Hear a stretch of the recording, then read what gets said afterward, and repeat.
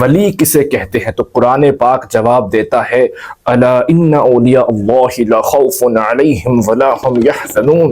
ولی وہ ہے جس کے اوپر نہ کوئی خوف ہوتا ہے نہ کوئی ڈر ہوتا ہے، اس کی گردنیں اللہ کے حضور جھکتی ہیں۔ میرے دوستو، جس جگہ ولی کے قدم پڑ جاتے ہیں اس جگہ کی آب و ہوا بدل جاتی ہے، وہاں کی فضا بدل جاتی ہے، وہاں کے لوگ گمراہی کے دلدل سے نکل کر انہیں ہدایت کا نور ملنے لگتا ہے۔ آج میں جس ہستی کی بات کر رہا ہوں وہ ہستی علی کے در کے فقیر ہیں اور وہ ہستی لال شہباز قلندر ہے۔ یہ کہانی ایمان کو تازہ کر دے گی۔ لال شہباز قلندر ہاتھ میں تسبیح اٹھائے، ایک جان نماز اٹھائے، نعرے حیدری کا نعرہ لگاتے جب سیمن کی سرزمین پر پہنچے تو اس وقت سیمن شہر گناہوں کا مرکز ہوتا تھا، گناہوں کا مرکز ہوتا تھا۔ سیون کی بازاروں میں سر عام گناہ ہوتا تھا۔ وہاں کی ایک مشہور خاتون تھی جو ان ساری گناہوں کے مرکز کو چلاتی تھی۔ لوگ دور دور سے آتے تھے سیون میں گناہ کے ارادے سے۔ بس جب قلندر کا قدم سیون پر پڑا بس سیمن کی آب و ہوا بدل گئی، سیمن کی فضا بدل گئی۔ یہاں لال شہباز قلندر ایک خیمے میں مسلح بچھا کر بیٹھ گئے۔ اب جس دن شہباز قلندر سیمن پہنچے اس دن سے سیمن کی فضا بدل گئی۔ اب کوئی بھی شخص جب دور سے سیمن میں گناہ کے ارادے سے آتا، جب وہ سیمن شہر کے قریب آتے تو ان کے جسم پر خوف طاری ہو جاتا، ان کا جسم کانپنے لگ جاتا۔ لوگ توبہ توبہ کر کے واپس جانے لگے۔ جو گناہوں کے مرکز تھے وہ ویران پڑ گئے، کیونکہ جو بھی لوگ باہر سے آتے تھے گناہ کے ارادے سے جب وہ سیمن شہر کے قریب آتے تھے تو ان کے جسم پر ایک خوف طاری ہو جاتا تھا۔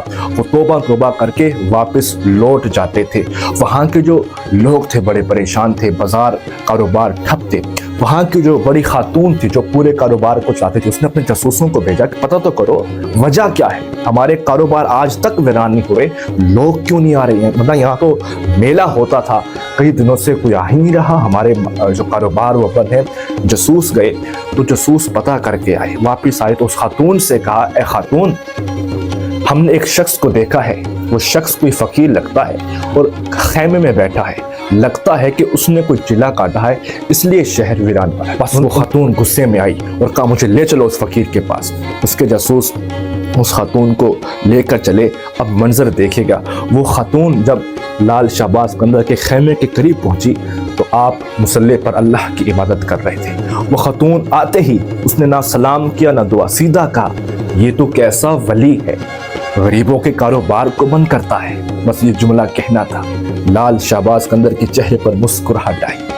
آپ عبادت سے فارغ ہوئے، اس کی طرف رخ کیا اور کہا اے بہن، تو دنیا کو پانے کے لیے آئی ہے، میں تجھے اس بادشاہ سے ملانے آیا ہوں۔ اللہ اکبر۔ یوں ہی الفاظ نکلے، ہدایت کا نور اس خاتون کے دل میں داخل ہوا۔ اس کی آنکھ سے آنسو گرے، جیسے وہ خود بھی نہیں جانتی تھی کہ آنسو کیوں گر رہے ہیں۔ اس نے کہا اے فقیر، تو نے کیا کہا؟ کس بادشاہ کی بات کر رہا ہے؟ کہا میں اس بادشاہ کی بات کر رہا ہوں جس نے مجھے بھی پیدا کیا، تجھے بھی پیدا کیا۔ جملہ کہنا تھا، اس خاتون کا ظاہر اور باطن کا حال بدل گیا۔ وہ خاتون بوجھل قدموں سے قلندر کے قریب آئی، ساتھ سر جھکا کے بیٹھ گئی۔ اس نے کہا کیا ایسا ہو سکتا ہے کہ میری زندگی بھی بدل سکتی ہے؟ کہا کیوں نہیں۔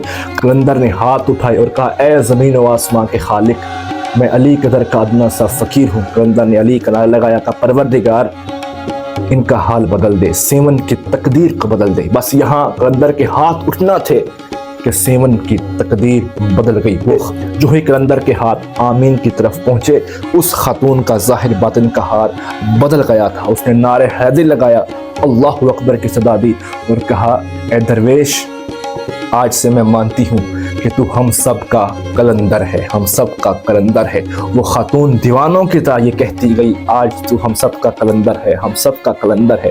اس دن سے یہ نعرہ آج تک گونج رہا ہے۔ اس خاتون نے اعلان کیا آج کے بعد سیمن میں کوئی گناہ نہیں ہوگا اور یہاں ہدایت کا نور چلتا رہے گا، یہاں کی فضاؤں میں ہدایت کا نور چلتا رہے گا۔